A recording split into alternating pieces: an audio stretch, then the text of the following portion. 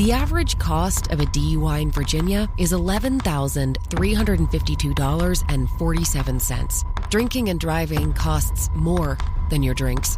Learn more at whatsthedamage.org. Brought to you by Virginia DMV. This podcast is sponsored by IQ Bar. I've got good news and bad news. Here's the bad news. Most protein bars are packed with sugar and unpronounceable ingredients. The good news? There's a better option. I'm Will, and I created IQ Bar plant protein bars to empower doers like you with clean, delicious, low-sugar brain and body fuel. IQ Bars are packed with 12 grams of protein, brain nutrients like magnesium and lion's mane, and zero weird stuff. And right now, you can get 20% off all IQ Bar products, plus free shipping. Clean ingredients, amazing taste, and you'll love how you feel. Refuel smarter, hydrate harder, caffeinate larger with IQ Bar. Try our delicious IQ Bar sampler pack with 9 plant protein bars, 8 hydration mixes, and 4 mushroom coffee sticks. And now you can get 20% off all IQ Bar products, plus free shipping when you go to IQBar.com today and enter promo code BAR20 to get this exclusive offer for our listeners. That's IQBAR.com, promo code BAR20 to get 20% off, plus free shipping. IQBar.com, code BAR20.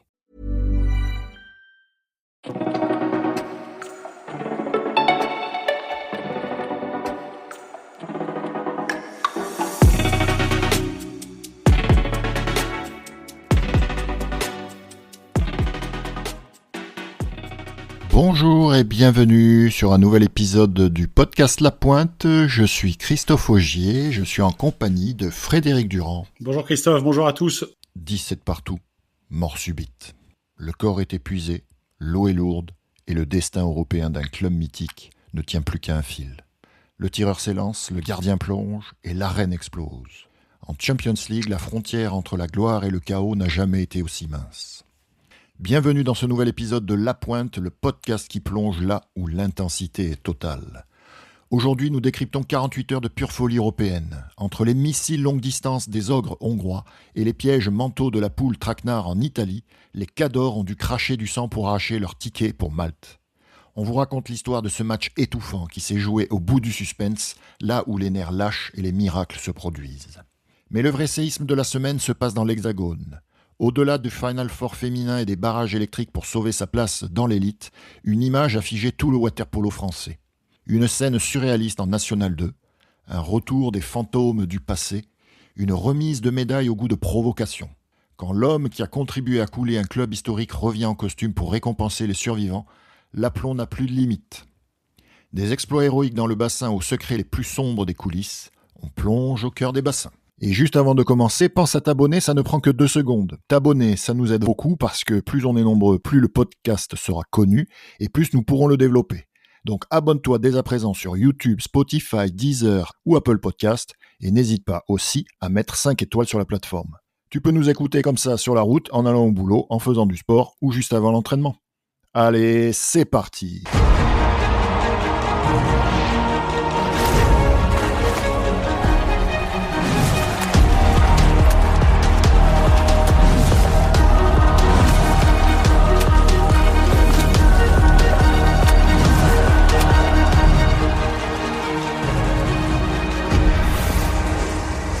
Les semaines s'enchaînent et les résultats aussi. Et on commence avec la Champions League qui a vu 48 heures folles, 2 journées très intenses qui ont scellé le destin des plus grands clubs européens. L'enjeu était immense, décrocher les fameux tickets pour le Final Four à Malte. Et les plus grosses équipes n'ont pas tremblé et sont allées chercher leur qualification au bout du suspense dans la douleur. Pour commencer, donc, on avait le mardi 12 mai, le groupe B, avec un festival offensif avec les Hongrois de Ferencváros face aux Allemands de Hanovre à Budapest, qui a vu donc la victoire de Ferencváros 17-8. Pas de route d'observation puisque Ferencváros a commencé directement avec 4 buts malgré 10 jours sans match. Et Ferencváros a pu s'appuyer sur Vamos, Argyropoulos et Nagy qui ont mis des missiles à longue distance. Et pendant ce temps-là, Hanovre n'arrivait même pas à s'approcher de la cage de Soma Vogel.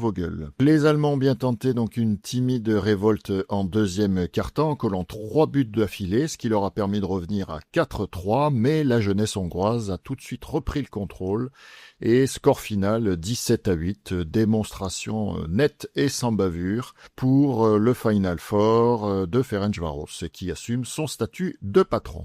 Ouais, Christophe Ferencváros qui bat Hanovre, c'est un train qui arrive à l'heure. Il n'y avait pas grand suspense, même au tirage au sort dans cette poule-là, parce qu'on voyait forcément Ferencváros et Reco se détacher. Ils se sont détachés.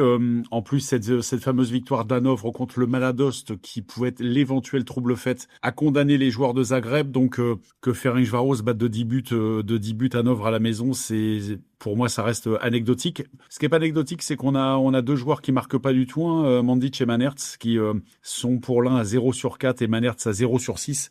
Mais c'est dire la richesse comme de cette équipe-là, puisque même quand les deux artilleurs en chef ne marquent pas, écoute, ça prend le relais de l'autre côté.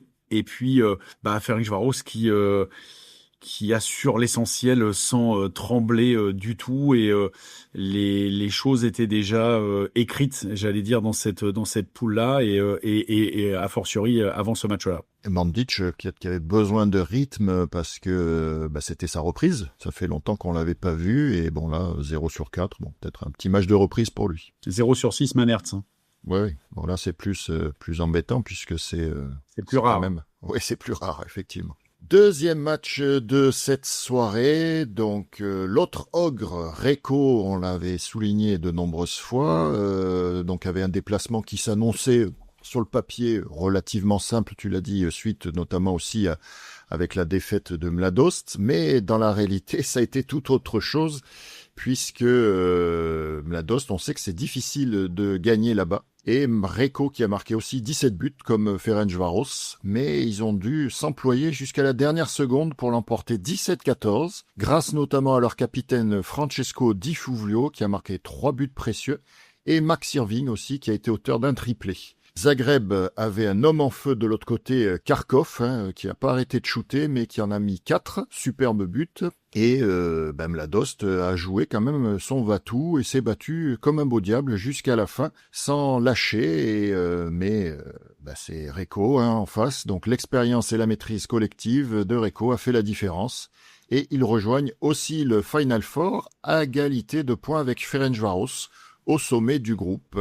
Ouais, après, c'était pas non plus une promenade de santé annoncée comme ce déplacement à Zagreb. Zagreb, il y a quand même des joueurs, c'est pas une petite équipe. Il y a l'ossature, une grande partie de l'ossature quand même de l'équipe nationale croate, qui est quand même vice-championne olympique. Donc Lončar, Kharkov, Vukicevic qui était de retour, Vrlic, je vais pas tout dire, Luka Bukic. Donc c'est quand même une équipe, surtout à domicile, qui peut opposer et qui a opposé une résistance à Reco, qui a fini par passer. Tu vois, ils ont bien démarré leur match en gagnant la première période 5-3, et puis après, ça a été un petit peu, j'allais dire, une gestion, mais gagner au Mladost, c'est jamais chose aisée, surtout ce Mladost-là. Et puis Reco, comme tu l'as dit, s'est appuyé Di Fulvio depuis qu'il est. Alors ça a été, c'est toujours un joueur hors pair, mais j'ai l'impression que depuis que Campagna l'a écarté, ou qui s'est écarté de lui-même de l'équipe nationale, j'ai l'impression qu'il a envie de prouver à son coach que le choix n'est pas le bon, et il surperforme. Il est très très très décisif. Il a toujours été, mais il est toujours, et donc il surperforme. Et puis après, tu vois, chacun amène sa petite pierre. Pachaliev, Presciuti, Duric, Fondelli, donc tout le monde marque son petit but. Et Irving, dont je parle toujours, qui est un joueur très précieux, qui fait rarement parler de lui, mais joueur très stable, très fiable, peu d'erreurs, et qui est toujours présent au scoring. Souvent, les droitiers poste 2, là, c'est un poste qui est pas facile pour un droitier, mais Irving toujours au rendez-vous. Donc, écoute, Reco avait pas forcément besoin de cette victoire pour sceller la qualification, mais c'est toujours bien d'aller gagner comme ça, surtout à l'extérieur. Ouais, vous avez gagné 2+3 au match aller, 13-10. Là, ils ont fait aussi +3 à l'extérieur. Voilà, donc ils ont assuré. Et j'aime bien Max Irving aussi. C'est vrai que c'est un joueur qui est assez discret, mais qui sort de sa boîte au bon moment. Et j'aime bien son shoot aussi. Je trouve assez fin dans son tir, et qui trouve souvent des très très bons secteurs au tir. Donc j'aime bien ce joueur. Ouais. Ouais, Christophe, ce qui nous donne un classement limpide, les deux ténors que sont Reco et Ferencváros qui mènent la danse avec 12 points chacun, donc qui ont validé, qu'ils avaient déjà validé leur ticket pour Malte, pour le Final Four, et loin derrière suivent et le Mladost et Hanovre avec 3 points chacun, un succès chacun. Donc Hanovre se déplacera à Reco pour cette dernière journée en espérant quand même pas prendre beaucoup de points là-bas, et le Mladost ira à Ferencváros. Donc les choses sont claires dans cette poule, et c'est quand même ce qu'on avait imaginé. La présence de ces deux géants-là au Final Four est pas une surprise pour moi. Oui, pas de surprise, même s'ils ont été un peu challengés par Mladost, mais bon, au final, les deux favoris sont au rendez-vous. On bascule maintenant sur la journée donc qui avait lieu le 13 mai, et ben là on a un peu changé d'ambiance parce que le match le plus étouffant de ces quarts de finale, ça se passe en Italie, Brescia qui reçoit Olympiakos, et pour Brescia c'était simple, il fallait absolument gagner ce match pour rester en vie. Pure merveille tactique et mentale dans ce match, puisque impossible pour les deux équipes de se détacher. 2-2 au premier quart, 4-4 au deuxième, égalité parfaite donc à la mi-temps, 6 partout. Au retour des vestiaires, Olympiakos donc pousse un grand coup et prend 2 buts d'avance, et on se dit que les Grecs ont fait à ce moment-là le plus dur, mais les Italiens, on sait qu'ils sont durs, on en a parlé aussi beaucoup de fois, donc avec Bovo, l'entraîneur, et poussé par son public. Brescia lance ses dernières forces dans la bataille, verrouille sa défense et remporte le dernier quart 3-1. Et du coup, on se partout à la sonnerie finale, et ça se joue donc au tir au but. Terrible séance, puisque, donc je l'ai dit, Brescia pouvait rester en vie et Olympiakos scellait son destin. Et les deux gardiens ont fait des miracles. Donc l'Italien Baginecci enchaîne les arrêts décisifs, mais la séance s'éternise. Du coup, ça bascule à la mort subite. Et c'est finalement le joueur de Brescia, Viskovic, qui voit sa tentative échouer, et Olympiakos qui l'emporte 17-16. Les données étaient simples avant cette journée-là. Olympiakos avait 6 points, Brescia 3. Donc il fallait absolument pour les joueurs d'Alessandro Bovo de battre Olympiakos dans un premier temps, d'essayer de les battre avec un écart qui aurait pu leur redonner l'avantage du goal average particulier. Une victoire au penalty les aurait amenés à 5 points, et dans le même temps Olympiakos 7, donc les espoirs étaient pas encore complètement morts, mais une défaite, que ça soit dans le temps réglementaire ou au penalty, allait quand même sceller leur destin sur cette poule. Et puis ils sortaient quand même d'une fessée à Barceloneta. Ils avaient pris 17-6 à Barceloneta, ce qui à ce niveau-là est assez rare quand même pour un club italien, et puis pour un club tout court. Donc, écoute, chez eux, ils devaient se refaire un petit peu une santé. Olympiakos, c'est pas l'équipe idéale quand même pour te refaire une santé, mais ils ont été vaillants. Ça a pas suffi. Écoute, ils montrent un visage quand même. Tu peux sortir d'une compétition. Mais avec un visage propre, et je pense qu'il voulait effacer cet affront un petit peu à Barceloneta. Et comme tu l'as dit, un chassé-croisé, on a cru à un moment donné dans un match serré quand une équipe prend 3 buts d'avance, ce qui a été le cas d'Olympiakos, puisque effectivement, comme tu l'as dit, début de quatrième, il mène 10-8 et il marque assez rapidement un but par Zalanki, donc il les propulse à 11-8. Donc là, tu te dis que t'as peut-être fait le plus dur, le temps file, et puis non, les Italiens s'en sont pas laissés compter, sont revenus à 11-11 assez rapidement. Et puis, écoute, Olympiakos est resté muet à partir de ce but de Zalanki. Donc les 7 dernières minutes du match, Olympiakos n'a pas été capable de marquer un but. Et puis cette fameuse séance de tir au but qui sourit aux Grecs et qui les propulse à nouveau au Final Four. J'avais dit l'année dernière, et c'était pas pour minimiser le quoi que ce soit, mais que Olympiakos c'est très souvent un candidat au Final Four. L'année dernière, ils étaient passés au travers de leur saison. Ça avait coûté la place à Kolianin, l'entraîneur, et puis Ntoskas qui l'avait remplacé avait pas. Alors je sais pas si c'était un intérim ou quoi, mais il avait pas réussi à conserver son poste. Donc l'équipe avait été confiée à Fatovic. Et puis on voit quand même que mine de rien, c'était une poule traquenard quand même, parce que Belgrade, Brescia, c'est peut-être pas des équipes qui vont aller au Final Four, mais c'est des équipes qui peuvent enlever des points cruciaux dans la qualif. Et Olympiakos rejoint Malte dans une poule, je dis, qui était piégeuse. Ouais, moi je les voyais un peu mieux que ça quand même, Olympiakos, compte tenu de de la première phase là, de Champions League. Et là, bon, c'est vrai que c'est pas des équipes et une poule, comme tu l'as bien dit, ouais, je pense que ça illustre bien ça, la poule traquenard, parce que les équipes étaient assez proches, et puis Olympiakos qui s'en sort un peu sur le fil, quoi. Une poule homogène. Quand t'as une poule où les quatre, tu vois, on a parlé de la poule d'avant, t'as 2 équipes à 12 points, 2 équipes à 3 points. Donc là, les choses sont claires. Mais là, t'as une poule quand même où tout le monde peut prendre des points contre tout le monde. Et donc, l'homogénéité de cette poule, elle la rend dangereuse. Et sur un match raté, tu peux perdre 3 points sur un adversaire que tu récupéreras pas après. Donc ce partage des points entre toutes les équipes peut être dangereux, mais Olympiakos s'en sort. Tu sais, on oubliera qu'ils ont un petit peu galéré pour se qualifier. Mais voilà, ils rejoignent Malte et Olympiakos, c'est un double champion d'Europe. Ils ont gagné 2 Ligues des Champions déjà. Et il faudra quand même compter sur eux parce qu'à Malte, les compteurs seront remis à zéro. Et attention quand même à eux. Les Champions League qu'ils ont gagné, alors je parle pas de celle de 2001, je crois que c'est 2001, mais celle qu'ils ont gagnée contre Recco, ils étaient pas favoris du tout. Recco avait une armada de dingue à cette époque-là, et puis ils avaient battu Recco en finale, donc faudra compter quand même avec eux. Ouais, parce que dans le même temps, donc sur cette soirée-là, Barceloneta, donc qui était déjà qualifié, et donc c'est un bon résultat quand même aussi, puisque en fait ils finissent invaincus, est allé s'imposer à Belgrade 16-14, et du coup ça met fin aussi aux espoirs serbes, et grâce à ce succès combiné, ça confirme bien la 2e place d'Olympiakos pour ce dernier ticket aux côtés de Barceloneta, donc Ferencváros et Pro Recco.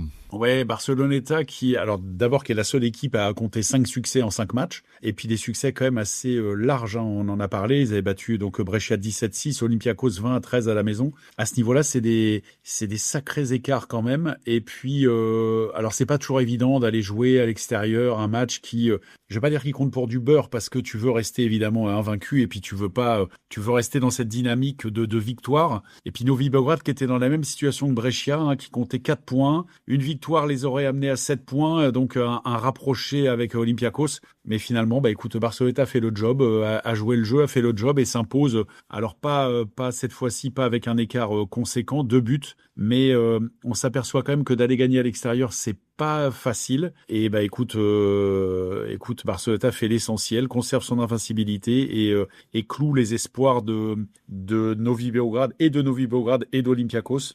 Et puis, une marque assez balancée avec Sanaoura et Vigvari qui ont été les principaux artisans offensifs de ce succès avec 4 buts chacun. Barceloneta, il faudra aussi compter avec eux parce que là, on va spéculer un peu, mais c'est vrai que Ferencváros et Recco sont peut-être en avance sur le reste du plateau, mais il faudra quand même battre les Espagnols et les Grecs en demi.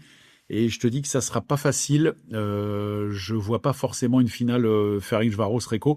Pour moi, Ferencváros est au-dessus. Recco peut très bien trébucher contre un Barceloneta. Je ne serais pas surpris. Ouais, on aura quand même une belle dernière journée dans ce groupe, hein, puisqu'on aura Olympiakos-Barceloneta. Donc, est-ce que Barceloneta finira cette phase de quart de finale invaincu ou pas? Bon, sachant que les 2 tickets sont attribués. Et puis, donc, Belgrade recevra Brescia, et ce qui devrait donner sur les demi-finales, sur le Final Four même, qui aura lieu donc le 11 et 13 juin, probablement donc, Recco Olympiakos et Ferencváros Barceloneta. Ouais, ouvert, pour moi, je mets un avantage à faire, même si je viens de parler en bien de Barceloneta, je pense quand même que les individualités, l'homogénéité de la force de ce groupe de FTC devrait pouvoir passer Barceloneta, je dis bien devrait. Les Espagnols, je l'avais déjà dit aussi, c'est je sais pas, j'ai pas trop d'explications par rapport à ça, mais arrivent souvent à contrecarrer les Hongrois. Mais je vois quand même Ferencváros passer. Et Recco Olympiakos, Olympiakos, c'est une équipe qui a beaucoup de qualité, mais qui pour l'instant, je te rejoins, ne le montre pas forcément. Je trouve qu'ils jouent pas à leur niveau. Le principal, c'est de jouer à ton niveau quand ça compte vraiment. Et ils auront pas grand-chose à perdre, mais attention quand même. Attention, petit avantage à Recco, mais vraiment petit. Ouais, ça, pour moi, en fait, la qualification de Recco potentiellement sur la finale dépendra en grande partie de son gardien, que je trouvais assez décisif sur les premiers matchs que j'avais vus de Recco, et je trouve que sur les derniers matchs là que j'ai vus, il est un peu moins tranchant. Christophe, t'as appris quand même que On parle grandement du retour de Biac, Marco Biac à Recco. Donc, c'est sûr que c'est pas Nicosia, c'est quand même le gardien de l'équipe nationale d'Italie, hein, qui est le gardien titulaire. Donc, c'est pas non plus un peintre. Donc, quand tu apprends quand même que Marco Biac est quand même grandement pressenti pour venir à Recco, grosso modo, pour prendre ta place, c'est sûr que ça te met pas dans les meilleures dispositions. Il y avait eu un switch entre Savone et Recco, puisque donc Del Lungo était parti à Savone et Nicosia, qui était à Savone, était parti à Recco. Et là, effectivement, écoute, alors je sais pas s'il y a un lien de cause à effet, mais ce poste si particulier de gardien, il faut peut-être préserver un petit peu. Et il aurait peut-être fallu l'annoncer après la saison, mais oui, ça dépend. De toute façon, toutes les équipes qui gagnent la Ligue des Champions, tu as besoin d'un gardien top, parce que les gardiens peuvent pas tout arrêter, mais tu as besoin d'un gardien qui te fera le petit arrêt qu'il faut à un moment opportun du match. Voilà, les 2-3 arrêts qui font la différence, tu as besoin d'un gardien pour te les faire. Donc Nicosia peut les faire aussi. On verra ça. On bascule du côté de l'Hexagone et on a un Final Four qui se passait à Lille. Lille qui accueillait Bordeaux pour la première demi-finale et pas vraiment de match puisque Lille s'impose 20-10 après avoir mené à la mi-temps. Bon, un petit peu serré quand même, mais 10-7, mais derrière, 10-3 dans la deuxième partie du match, qui vient sceller la large victoire de Lille contre Bordeaux, et on l'avait dit dans l'épisode précédent, l'objectif pour les autres équipes, c'était d'éviter Lille, et ça s'est produit, donc Bordeaux qui ne disputera pas la finale. Ouais, Christophe, t'as tout résumé. La 4e place, c'était une place, vu l'écart qu'il y a entre Lille et le reste un peu du plateau, c'était une place un peu couperée, puisqu'on doutait quand même que le 4e allait pouvoir renverser la vapeur contre Lille, a fortiori à domicile, donc chez les Lilloises. Donc, écoute, la logique est complètement respectée. Un score un peu lourd quand même, 20-10. Ouais, je vois pas qui va pouvoir embêter Lille dans ce championnat et dans cette phase finale, dans ce Final Four chez elle. Deuxième demi-finale, Nice qui affrontait Nancy et là pareil, pas vraiment de match quand on voit le score final. Victoire des Nancéennes 18-9 après avoir mené à la mi-temps 9-5. Nancy qui n'a jamais été inquiété dans ce match. Ouais, écoute, c'était le match avec quand même normalement un suspense. On rappelle qu'en championnat, alors certes, Nancy s'était imposée chez elle contre Nice 18-13 et l'avait emporté à Nice 14-13. Donc alors oui, Nancy restait sur 2 victoires contre Nice, mais je m'attendais quand même à un écart quand même nettement moins grand. 18-9, c'est assez énorme quand même. Donc très grosse pour moi contre-performance des Niçoises dans l'écart en tout cas, et il était possible effectivement qu'elles perdent contre Nancy, elles n'étaient pas favorites. Nancy a fini 2e de la phase régulière, mais si je voyais une victoire de Nancy, je la voyais, mais je la voyais pas avec un 18-9, c'est très sévère quand même à ce niveau-là. Et écoute, Nancy rejoint les Lilloises en finale, et puis le match pour la 3e place verra s'opposer les Bordelaises aux Niçoises. Comme tu viens de le dire, Frédéric, donc Bordeaux qui était opposé à Nice pour cette 3e place et victoire des Bordelaises 10-8. Elles prennent ainsi leur revanche sur le dernier match de championnat qui avait vu Nice triompher pour prendre la 3e place et donc éviter Lille, on l'a dit tout à l'heure. Et Bordeaux, donc, qui s'impose pour cette 3e place 10-8 après avoir mené 7-4 à la mi-temps. Ouais, Christophe, les Bordelaises finissent sur une bonne note, sur un podium dans ce championnat de France féminin. C'est ce qu'on retiendra de leur saison. Je pense que les 2 premières places étaient dévolues à Lille et à Nancy. Il n'y a pas trop de regrets, je pense, sur la saison à avoir pour les Bordelaises. Elles finissent, à mon sens, à la meilleure place possible pour elles, 3e. C'est une très belle saison pour l'Union Saint-Bruno-Bordeaux, puisqu'on verra un petit peu plus tard que les garçons ont réussi à se maintenir en élite en ayant fait une saison plus qu'honorable.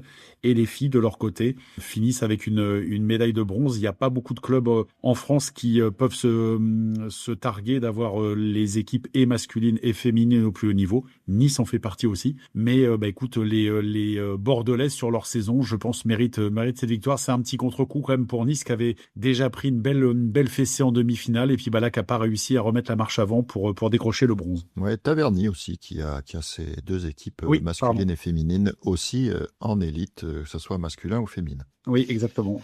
On va donner juste, quand même, c'est une finale, une petite finale. Donc au niveau des buteuses, côté niçois, on avait Michaela Naneva qui marque 2 buts, Élodie Delorme 1 but, l'inoxydable Marie Barbieux 2 buts, Mackenzie Larson 2 buts, Lise Accordino 1 but, donc ça c'était côté niçois. Et côté bordelais, on avait Robin Jennifer Curie avec 3 buts, Chloé Faure 1 but, Lou Jean-Michel 1 but, Marion Horschol 3 buts, Chérienne Benmouna 2 buts, et voilà qui conclut les buteuses de ce match. On l'a dit donc, les équipes les plus titrées de l'histoire du championnat féminin, donc Lille qui affrontait Nancy, Lille qui allait chercher son 12e titre consécutif, et Lille qui s'impose 17-10 après un début de match relativement serré, une première période 5 partout, mais dès la deuxième période, les Lilloises ont creusé l'écart puisqu'elles finissent à la mi-temps 11-7. Ouais, écoute, comme tu l'as dit, Nancy, c'est avant cette finale, Nancy, c'était 13 titres de championne de France et Lille 11. Donc c'est les deux équipes qui dominent clairement depuis un bon moment, même s'il y a eu un passage niçois avec 6 titres de championne de France dans les années 2007 jusqu'à 2012 dans ces eaux-là. Et puis Lille fait respecter son rang en dominant quand même assez nettement Nancy, même si le match a été serré au début. Les matchs sont toujours plus ou moins quand même serrés au début. Et puis petit à petit, j'allais dire inexorablement, Lille a creusé l'écart pour finir à nouveau championne de France. Donc ça fait 12 fois d'affilée. Écoute, c'était, j'allais dire, un petit peu prévu, cette victoire des Lilloises, qui est devenue une habitude, puisque 12 ans de suite, c'est quand même pas rien. Même Marseille, chez les garçons, l'a pas fait, donc ça montre quand même un petit peu la performance des Lilloises. Et puis Nancy a pas démérité, et faire beau dauphin également. Je trouve que la hiérarchie de ce championnat reflète la valeur des équipes, et il y a pas d'équipe qui est pas à sa place, à mon sens, sur ce classement final. Ouais, de la même façon, les buteuses de ce match, donc côté Lille, on a Eline Kilic-Pegouri avec 1 but, Giulia Sponza avec 2 buts, Lana Di Fraja 3 buts, Cecilia Nardini, l'italienne, 7 buts quand même dans ce match. Lily Vernou, 2 buts. Carmen Baringo Romero, 2 buts. Quelques joueuses lilloises rejoindront le projet marseillais l'année prochaine. Il me semble Lily Vernou notamment dans cette équipe-là. Et côté Nancy, on a Amiette Suzme-Selic qui marque 2 buts, accompagnée de Agustina Todorov 1 but, Karen de Miranda da Silva 3 buts et enfin Sandra Pacheco RC avec 4 buts. Petit focus sur la Nationale 2 qui a révélé son verdict puisque Tourcoing a fini premier de la Nationale 2 dans un Final Four qui s'est déroulé à Tourcoing et une finale donc qu'il a opposée à Granville. Donc Tourcoing devrait monter en Nationale 1 l'année prochaine. Et Granville dispute un barrage, donc barrage contre le Racing Club de France, match aller qui s'est déjà déroulé. Et victoire nette de Granville contre le Racing 19-10. Donc l'ampleur du score est assez surprenante quand on connaît l'écart de niveau entre les divisions. Match retour à suivre le 30 mai. You may think you know McDonald's drinks, but you don't know them like this. From fruity refreshers like the Strawberry Watermelon Refresher and the Mango Pineapple Refresher with popping boba, to crafted sodas like the Sprite Berry Blast with berry-flavored Sprite topped with cold foam. Who knew ice-cold drinks could be so fire? 6 all-new drinks are here. Try them all, now at McDonald's. Refreshers contain caffeine. You're having a good time. You're out drinking with the boys. Now it's time to pay the tab. $11,352.47. Wait, what? Well, there are court costs, attorney fees, higher insurance costs, damage to your car, DUI fines. Oof. Not to mention the damage to your social life. Plan a sober ride or pay the price. Drinking and driving costs more than your drinks. It could cost a life. Learn more at whatsthedamage.org. Brought to you by Virginia DMV. Il faut souligner quand même la performance de Granville, qui 9 buts d'écart contre le Racing. Le Racing qui avait fait des résultats, pas géniaux, puisque sinon il serait pas en barrage de la N1, mais je voyais, on parle toujours des écarts entre les divisions, mais je voyais quand même pas Granville emporter de 9 buts. J'ai pas tous les détails de ce match-là, mais si Granville souhaite accéder à la division au-dessus, ils le feront parce que je vois pas quand même 9 buts, c'est énorme, et je vois pas le Racing, même chez lui, renverser la vapeur. Donc on peut avoir potentiellement le Racing qui descendrait, Granville qui monterait. Donc c'est quand même une grosse redistribution des cartes.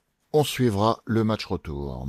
Tourcoing était logiquement favori, ils ont fait une saison pleine. Écoute, le Final Four étant chez eux, ça procure aussi un petit avantage, et donc Tourcoing a fait ce qu'il avait à faire dans ce match-là, et donc rejoindra la Nationale 1 l'année prochaine. Donc c'est plutôt une bonne nouvelle qu'on retrouve un grand club à ce niveau-là, et donc Tourcoing a fait le boulot toute la saison, et a fait le boulot donc au Final Four pour pouvoir réintégrer non pas l'élite mais l'antichambre de l'élite, ce qui est déjà un premier pas. On suivra ça de manière, ça sera quelque chose d'intéressant de voir leur parcours l'année prochaine en N1. Écoute, c'est bien pour eux, et ils le méritent au vu de la saison.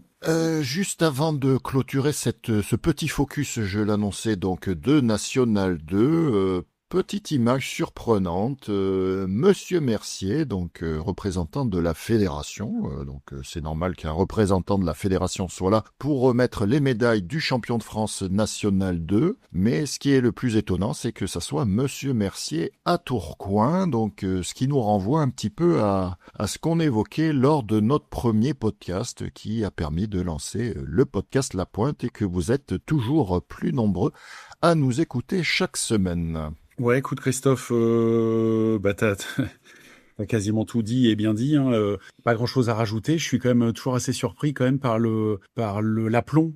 J'ai employé le mot aplomb, mais c'est exactement ça. Tu es le président d'un club avec, au travers quand même des nombreuses discussions qu'on a eues avec des acteurs de l'intérieur quand même, on commence quand même, le puzzle se rassemble un petit peu, et on voit ce qui s'est passé quand même à Tourcoing. Donc tu mets un club historique comme ça, tu le fais descendre de 2 divisions parce que la gestion financière a été plus que chaotique, erratique et catastrophique, avec des dettes de partout. Et puis tu viens quand même remettre des médailles dans ce club-là, dans cette piscine-là, que tu as grandement contribué à couler. Donc écoute, je vais pas développer plus en avant, mais il y a des choses à mon sens qui se font et des choses qui se font pas, mais je suis pas surpris. Je suis pas surpris ni de la façon de faire ni du personnage, mais je vais pas faire encore un focus sur ce personnage-là, mais il y a des choses quand même qui me dépassent, et il y a des choses que j'aurais pas fait moi. Mais bon, écoute, chacun est différent. On n'est plus à une surprise près de ce côté-là. On revient donc dans les bassins avec aussi donc le barrage Élite Nationale 1. Donc on avait donné le premier résultat, donc Livry-Bordeaux, et on avait la victoire de Bordeaux 15-11.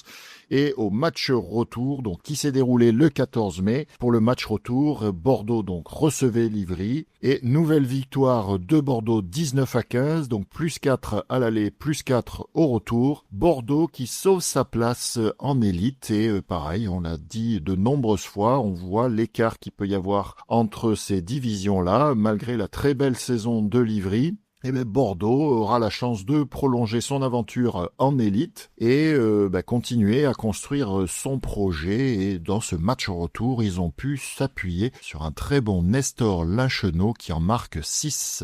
Ouais, Christophe, écoute, alors on dit qu'il y a un écart, et il y a un écart. Là, ça s'est pas trop matérialisé parce que plus 4, c'est conséquent, mais c'est pas non plus une fessée. Donc plus 4 à l'aller, plus 4 au retour. Les carottes étaient quand même assez cuites parce que bon, quand tu vas gagner de 4 buts à l'aller ton premier match, ça te permet quand même de recevoir un petit peu serein. Bordeaux a bien fait on avait parlé avec Patrice Pecker assez longtemps, à savoir si Bordeaux allait accepter la montée ou rester en N1. Moi, je trouvais que c'était... Moi, je reste persuadé que tu dois toujours jouer au plus haut niveau possible qui t'est permis de jouer. Donc, si tu peux jouer en élite, il faut jouer en élite. Et tu apprends plus vite quand même.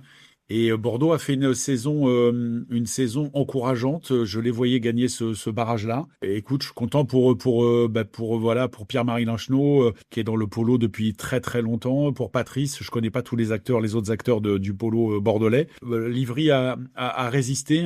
C'est pas non plus comme je l'ai dit, une fessée. Mais Bordeaux avait et l'avantage du bassin et l'avantage de score a terminé le travail. Et oui, il y a un écart, on le répète, mais il y a un écart assez conséquent. Et Bordeaux, au vu et fort de cette saison en élite, écoute, a appris beaucoup de choses. A été capable, on l'a dit, de battre des équipes comme Montpellier, de résister face à Aix. Et puis écoute, ça a suffi. Livry nourrira peut-être quelques regrets, surtout sur sa saison N1 avec cette défaite contre Marseille, qui leur a pas permis qu'ils ont traîné comme un boulet jusqu'au bout, puisque Monaco a battu 2 fois Marseille. Donc, ce qui a envoyé Livry au barrage. Et puis, au barrage, écoute, c'est pas passé, mais Livry devra continuer à travailler et ça s'ouvrira peut-être les années à venir. S'ils gardent le même effectif, je pense qu'ils feront partie des favoris de la Nationale 1 l'année prochaine, peut-être avec aussi Marseille et Tourcoing, sans oublier peut-être Mulhouse et Arles qui avaient fait des bons matchs aussi cette saison. On a vu que Monaco, qui était troisième derrière Douai et Bordeaux, quand Douai et Bordeaux sont montés, ils se sont retrouvés propulsés à la première place la saison d'après. Là, Monaco monte, donc Livry, qui est un vrai solide deuxième, devrait quand même évidemment faire partie des favoris pour une possible, je connais pas les ambitions du club et les composantes, mais pour une possible montée directe l'année d'après. Donc écoute, c'est un pas, le dernier pas qu'il y a à faire pour monter en élite. C'est un pas qui est pas facile, mais en tout cas Livry pourra ambitionner ça l'an prochain, comme d'autres équipes d'ailleurs. Ouais, on suivra ça, on sera au rendez-vous. On bascule du côté de l'élite qui donc avait des quarts de finale retour.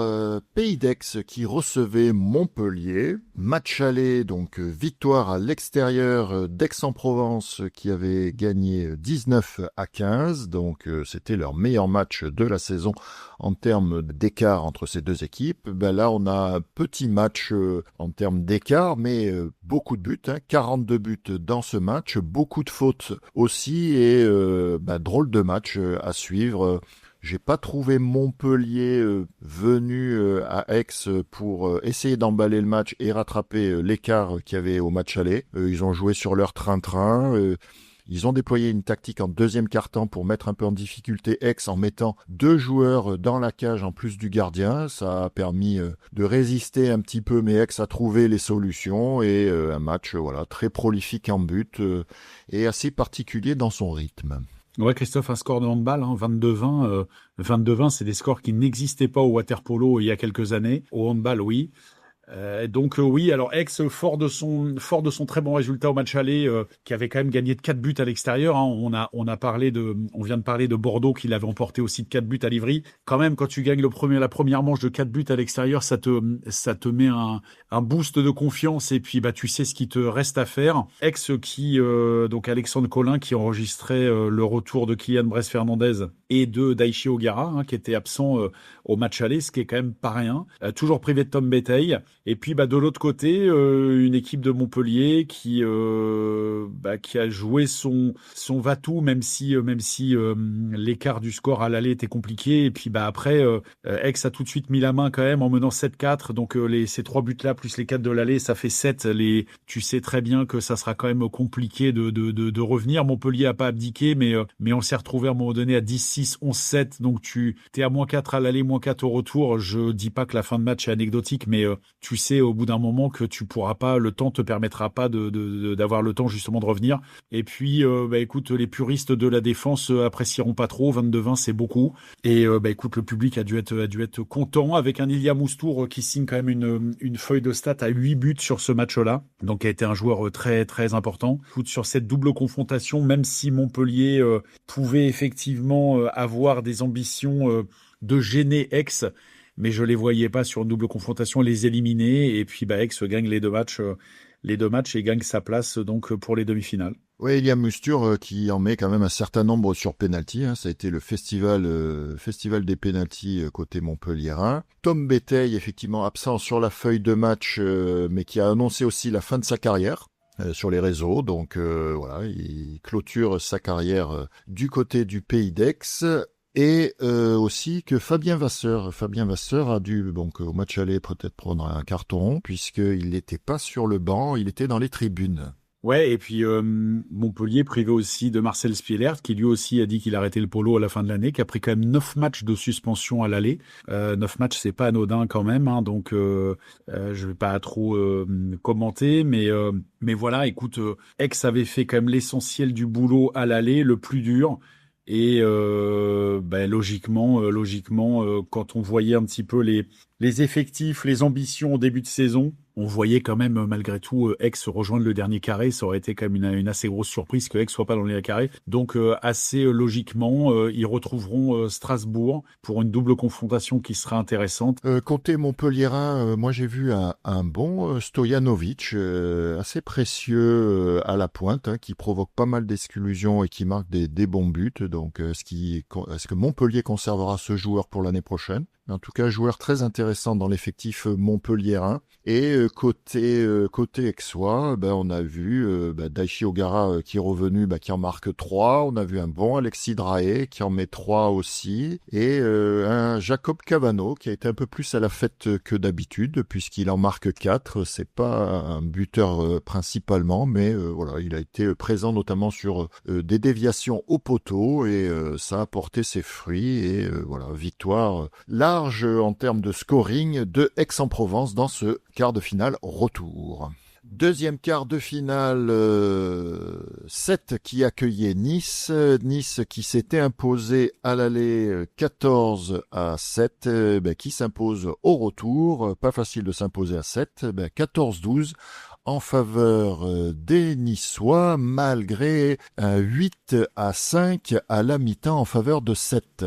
Ouais, Christophe, 14-7, on avait dit que 14-7 à l'aller pour les Niçois. On avait dit quand même qu'ils avaient un pied et demi en demi-finale. 7 buts, c'est pas impossible à remonter. Mais il faut quand même que tu fasses grandement le match parfait et que les autres se prennent un peu les pieds dans le tapis. Et pour ça, il faut que tu instilles le doute dans la tête de l'adversaire et que tu prennes le score très rapidement. Et effectivement, 7 a très très bien commencé, puisqu'il menait d'abord 4-1. Et puis, comme tu l'as dit, 8-5 fin de deuxième. Donc presque la moitié du retard était comblée. Mais il faut que tu refasses 2 autres périodes du même acabit. Et tu te doutes bien quand même qu'en face, ça va un petit peu réagir. Et écoute, sans paniquer, les Niçois sont revenus petit à petit, 8-5, 8-6, 8-7. Et puis on ensuite égalisé à 10-10. Donc là, on savait que 10-10 avec les 7 buts du match aller, on savait que la messe était dite. Et puis Nice a mis un point d'honneur quand même à gagner cette rencontre et s'impose 14-12. Et donc valide pleinement son ticket pour les demi-finales, puisqu'il l'emporte sur les 2 matchs, et à l'aller et au retour. Donc on a les 2 équipes qui rejoignent les demi, Aix et Nice sur l'ensemble de la saison. Aix, c'était un peu plus prévisible, mais Nice a réussi à passer l'obstacle 7. Ils se sont remis de leur défaite assez lourde à Taverny, qui n'aurait pas changé grand-chose au niveau du classement, mais c'était pas la meilleure façon de préparer ce quart de finale. Et puis écoute, sur ce quart de finale, ils ont été au rendez-vous, très très bons, et on n'a pas vu Nice depuis longtemps à pareille fête quand même de rentrer dans un top 4. Donc ils vont jouer Marseille, évidemment, ça sera quasiment mission impossible, mais en tout cas Nice réalise une belle saison. On avait dit qu'ils avaient un petit peu joué de malchance sur les saisons précédentes. Il y a des petits matchs qui tournaient à -1, -2, et qui auraient pu des fois, tu sais, t'as des dynamiques positives et des dynamiques négatives, et il suffisait que ça s'inverse un petit peu sans forcément qu'il y ait d'explication, et ça a été le cas. Et Nice, écoute, rejoint le dernier carré. À mon sens, c'est mérité sur ce que j'ai vu cette saison. Oui, on trouvera donc un Marseille-Nice des années 90, début 2000. Ça fait longtemps effectivement qu'on n'avait pas vu ça sur ces phases finales. Et donc Aix-Strasbourg, tu l'as bien dit. On verra ce que ça peut donner. Donc ces matchs-là auront lieu le 30 mai et le 13 juin. Et ce qui donnera sur des finales qui se disputeront juste après, donc le 20, 27 et 28 juin, s'il y a besoin d'un match d'appui pour la finale. On rebascule du côté de l'Europe puisque ce qui va nous intéresser à la fin de la semaine, c'est la finale de l'Eurocup à Marseille qui recevra le Jadran Split, l'équipe croate, samedi donc 23 mai, match à 18h dans la piscine Pierre Garceau. Vous pourrez suivre cette rencontre sur European Aquatics.tv et probablement sur peut-être YouTube ou peut-être BFM. Jadran Split, donc l'équipe croate, et on sait que c'est toujours difficile de jouer une équipe des Balkans, surtout que Jadran Split a fini dans son championnat à la lutte avec Mladost et Dubrovnik pour les 3 premières places et dans un classement qui s'est joué à la confrontation directe et à la différence de but. Jadran donc qui finit premier et qui rentre aussi dans une phase demi-finale finale comme peut l'avoir Marseille dans le championnat hexagonal. Et Frédéric, je crois que tu as bien évalué la force en présence qu'est Jadran à travers leur parcours jusqu'à la finale. Ouais, on va faire un petit saut dans le passé. Jadran Split, c'est une équipe historique en Croatie, qui a gagné 2 fois la Ligue des Champions, quand même. Alors ça date, 1992 et 1993, ils avaient fait le doublé. À l'époque, les Bez Malinovic, tout ça, tous ces joueurs qu'ils avaient. C'est une équipe qui comptait 3 joueurs à Paris 2024, qui ont été donc médailles d'argent. 3 joueurs importants que sont Bijac, le gardien, Loren Fatovic, qui est le capitaine de l'équipe de Croatie, et Marinic Ragic, qui fait mal au poste 2. Et puis on rajoute maintenant un pilier d'équipe nationale, Butic. Donc ils ont une équipe assez complète. Leur parcours pour arriver jusque-là, ils étaient tombés en Ligue des Champions, puisqu'ils sont comme Marseille, c'est une équipe qui a été reversée de la Ligue des Champions. Donc c'est une équipe qui était tombée dans une poule initiale avec Reko, Novi Beograd, Jadran Herceg-Novi et donc Split. Ils n'ont pas su sortir de cette poule-là, puisque à l'issue des 6 matchs, ils ont compté qu'une seule victoire. Donc eux, leurs espoirs ont été très très vite anéantis de passer ce tour-là. Ils comptent qu'une seule victoire à la maison contre Jadran Herceg-Novi. Mais c'est une équipe quand même qui a perdu que de 2 buts contre Reko, que de 3 buts contre Novi Beograd. Donc c'est pas une équipe, même si elle était larguée au niveau du classement, c'est pas une équipe qui a été larguée non plus dans le contenu de ces matchs. Et puis, on l'a dit, comme Marseille, ils ont été reversés en Eurocup. Ils ont eu un 8e de finale confortable contre les Hongrois de Szolnok, qui ne sont plus le Szolnok qu'on a connu, qui avait été champion d'Europe, qui avait tout raflé. Donc, ils s'étaient imposés de 5 buts à Szolnok à l'aller, et puis ils avaient gagné de 7 buts au retour, 21-14. Donc, sans trembler, mais c'était, j'allais dire, que les 8e de finale. En quart, ils ont eu un quart très difficile contre le Panathinaikos, puisque, écoute, ils ont fait match nul à la maison, 19-19 dans une pluie de buts, avant d'aller l'emporter au Pana, donc sur le fil 10-11, donc qui leur ouvrait la porte des demi-finales. En demi-finale, ils ont joué ce fameux match de BVSC, qu'ils ont gagné que d'1 but à l'aller. On pensait que la marge allait pas être suffisante. Et puis, ils sont allés gagner de 2 buts à Budapest. Donc, c'est une équipe qui a eu un chemin un peu comme Marseille, parce que Marseille a eu des difficultés contre Savone, a été un peu mieux contre Sabadell, et puis a aussi dû batailler fortement contre Radniki. Donc, a eu un chemin assez compliqué et tortueux pour arriver jusque-là, en tout cas les quarts et les demi, en s'imposant par la plus petite démarche 2 fois, et puis en faisant match nul avec le Panathinaikos. Donc c'est une équipe qu'il faudra évidemment...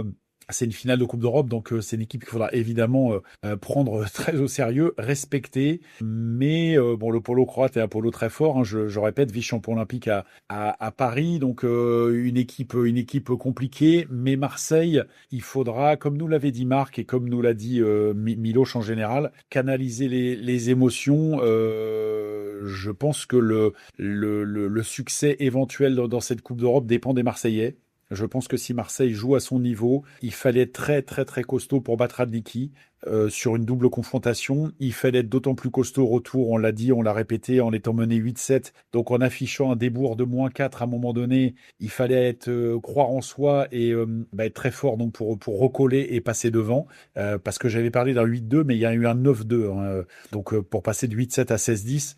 Donc Marseille, quand même, dans une furia à l'aller, il faudra mettre de l'intensité, mais il ne faudra pas non plus jouer trop vite et faire n'importe quoi. Il faut se construire un petit avantage avant d'aller à Split où ça sera quand même compliqué. Mais il faut pas faire n'importe quoi non plus, pas confondre vitesse et précipitation. Mais Marseille, très honnêtement, s'ils répètent le match qu'ils ont fait contre Ranicky, ils seront durs à prendre parce qu'il y a de la qualité un peu partout, mais il faudra, les ingrédients restent les mêmes, hein. Il faudra un grand Tesanovic, il faudra que les joueurs, les pointes devant fassent le boulot, les buteurs, pas de trou d'air. C'est ce qu'a fait leur force contre Ranicky. Il n'y a pas eu de baisse. Ils ont joué 32 minutes de manière assez constante. Et je pense que ils ont été annoncés, et je suis d'accord avec ça, comme favoris sur cette finale. Je pense qu'ils ont la qualité pour renverser Split et il faudra partir, à mon avis, avec un avantage de 3-4 buts. On l'a vu à Ranicky, les 3 buts de l'aller n'ont pas suffi. Donc il faudra construire son succès minute après minute. Mais je pense que Marseille, sur la dynamique, devrait déjà à minima l'emporter à la maison. Et on verra après le retour. Mais match très très intéressant à suivre aux Catalans. Oui, Marseille qui devra reproduire effectivement le même niveau de sa demi-finale aller-retour, hein, parce que même s'ils avaient perdu l'aller, on voyait bien les prémices peut-être finalement de ce match retour, hein, parce qu'ils étaient vraiment au contact et que on l'a dit plusieurs fois aussi, ça ne reflétait pas le résultat ne reflétait pas le scénario vraiment du match où on sentait vraiment Marseille peut-être au-dessus de Ranicky. Bon, ça s'est confirmé au match retour. Difficile toujours quand même d'être aussi dans la position de favori parce que l'équipe forcément qui n'est pas favori n'a rien à perdre. C'est-à-dire le favori s'impose, c'est logique. Si c'est le contender qui fait le résultat, forcément c'est toujours plus facile pour lui. Donc attention à ça. Attention, effectivement, tu l'as dit, hein, les joueurs qui sont aussi dans l'équipe nationale sont aussi les forces de cette équipe de Jadran. Hein. Marinic Kragic, au match aller de la demi-finale, n'avait pas marqué un but, mais au retour, il en met 7. On avait plutôt Butic qui s'était illustré avec 4 buts au match aller, donc moins au match retour. Donc voilà, ça tourne quand même pas mal autour de ces joueurs-là. L'expérimenté Loren Fatovic aussi, dont son père entraîne l'équipe d'Olympiakos. Marseille qui devra avoir, on l'a dit tout à l'heure aussi avec le gardien de Pro Reco, devra avoir un bon Tesanovic qui pourra rassurer son équipe aussi défensivement et lâcher un peu plus de chevaux sur l'attaque pour essayer de creuser le maximum d'écart et être plus serein sur le match retour en Croatie qui sera pas forcément facile, mais bon, ça on le verra à la fin du match aller. Et surtout, on essaiera, petite parenthèse, d'avoir quelques interviews plateau d'avant-match. Alors on essaiera de les faire en direct, mais si j'arrive techniquement à l'assurer, ou sinon ça sera en replay probablement sur YouTube. Vous pouvez le retrouver, donc toutes les dernières interviews sont sur YouTube. Et petit dispositif spécial où nous serons présents à la piscine Pierre Garceau pour couvrir cette rencontre aller. Ouais, Christophe, on se rappelle que Marseille, dans leur premier succès en Eurocup, ils l'avaient emporté que d'un but à la maison contre Jadran Ercegnovi après avoir frisé la correctionnelle parce qu'ils étaient menés 4-0, fin de première, je me rappelle très bien de ce match-là. Et puis, ils l'avaient emporté par la plus petite des marges, on pensait que ça allait pas être suffisant, mais tu vois, un succès à la maison, c'est déjà un succès. Et puis ensuite, ils étaient allés arracher un match nul à Jadran Ercegnovi. Là, ils savent ce qu'ils ont à faire, hein, c'est des joueurs très expérimentés, hein, ça joue dans toutes les équipes nationales où ça fait 15 ans, 20 ans pour un gars comme Mike ou même Hugo qui sont dans le circuit. Donc, ils savent très bien comment préparer ces matchs-là. Miloš le sait évidemment également. Il connaît son équipe, il connaît aussi les forces. On avait interrogé un petit peu Marc qui nous avait avoué qu'il connaissait pas exactement quand on leur demandait s'il préférait BVSC ou Split, qu'il avait avoué qu'il connaissait pas forcément par cœur ces équipes-là, mais évidemment, ils ont dû décortiquer tout et avoir les vidéos pour travailler là-dessus. Et moi, je pense quand même qu'au niveau de la rotation, je vois Marseille mieux armé. On voit avec ce Polo qui va très vite et qui est très très souvent sanctionné, que quand tu commences à être pénalisé par les fautes et que tu es obligé de faire tourner, t'as pas forcément 13-14 joueurs de même niveau, ce que Marseille est plus en capacité quand même à fournir. Donc je pense quand même que là-dessus, c'est très important. Et je pense que là-dessus, ils sont quand même au-dessus. Et puis, même si, effectivement, alors si Biac sort un match de fou, tout ça, ils ont des individualités, mais je pense quand même que Marseille a des armes collectives et individuelles qualitatives que Split n'a pas forcément. Donc moi, être dans la peau du favori, ça ne me dérange pas. Je pense que ça les dérangera pas non plus.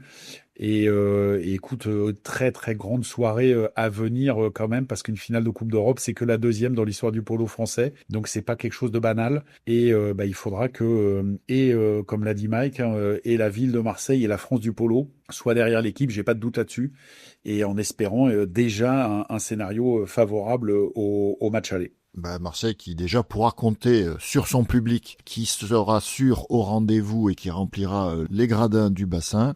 Et qu'on aura plaisir à l'issue du match aussi faire quelques interviews en espérant donc une victoire large, comme ça on sera plus tranquille au retour de Marseille, et Marseille qui devra aussi garder la tête froide comme ils ont su la garder dans ce match retour contre Radniki, et montrer une belle solidarité défensive comme ils l'ont montré aussi dans ce match-là. Ouais, parce que je reviens là-dessus, là tu vois, on a évoqué des matchs très prolifiques en but, mais quand même, et je suis d'accord avec toi, pour moi, le 11e but est un peu anecdotique parce qu'il intervient à 20 secondes de la fin, un truc comme ça. Et donc, la messe était dite, mais faire cette performance de prendre que 11 buts donc contre Radniki sur 32 minutes, avec les forces offensives au shoot, en pointe, à la distribution, quand tu as quand même des shooters, Vlachopoulos, Vapenski, Perlainovic, tout ça, prendre que 11 buts, c'est quand même pas rien. Et Marseille a construit son succès sur la défense. Il faudra reconstruire ce succès-là sur la défense. Une équipe privée de Thomas Vernou qui a été quand même gérée à cause de ses fautes. Donc Marseille avait tout pour perdre, être éliminé contre Radniki, et le fait quand même d'avoir sorti cette performance XXL va les booster. Et puis on disait qu'on allait mesurer le succès d'une saison de Marseille à l'aune de ses résultats européens. On sait ils ont déjà gagné la Coupe de France, on sait qu'ils sont archi favoris quand même du championnat. Et écoute, si victoire en Eurocup il y a, évidemment ça sera un très grand succès pour le club. Et donc voilà, on leur souhaite le meilleur pour ce match-là, en espérant que ça passe déjà sur le match aller. Ouais, comme on dit, il y avait une série sur Netflix qui s'appelait The Last Dance de basket. Là, pour quelques joueurs, ça sera The Last Dance au Cercle des Nageurs de Marseille, soit parce qu'ils changeront de club pour certains, ou qui arrêteront leur carrière. On a parlé de nombreuses fois de Michael Bodegas, donc dernier match européen pour lui. Donc on espère que ça sera la clôture d'une brillante carrière internationale pour lui, puisqu'il a joué pour l'équipe d'Italie, il a été médaillé olympique, il a joué à Barceloneta, à Proreco, voilà, dans des très très grands clubs, et c'était pas juste un faire-valoir, il participait au succès de ces équipes-là. Donc on souhaite à Marseille, et lui en particulier aussi, voilà, de finir sur une belle note, et on aura encore des épisodes pour commenter tout ça. Donc on vous donne rendez-vous la semaine prochaine pour un nouvel épisode, mais surtout rendez-vous le 23 mai sur les réseaux sociaux et sur YouTube pour suivre, on l'espère tous, la victoire de Marseille. Bonne semaine à tous. Ciao, merci à tous. Day or night, VerboCare is here 24/7 to help make every part of your stay seamless. If anything comes up, or you simply need a little guidance, support is ready whenever you reach out. From the moment you book to the moment you head home, we're here to help things run smoothly. Because a great trip starts with the right support. And hey, a good playlist doesn't hurt either.